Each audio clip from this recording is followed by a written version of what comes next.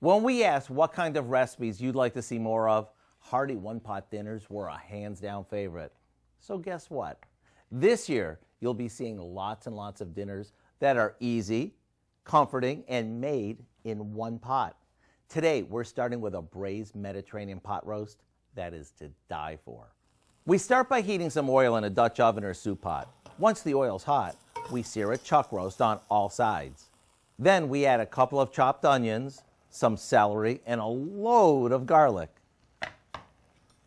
After we saute this for a few minutes, we add some Italian-style stewed tomatoes, a good amount of red wine, a handful of chopped parsley, and a bunch of spices. Once it comes to a boil, we lower the heat and let it cook covered until the meat is fork tender.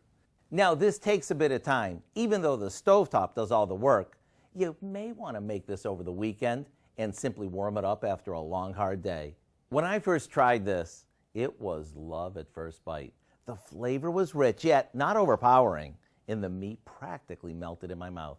To get the recipe for our braised Mediterranean beef, all you have to do is visit our website.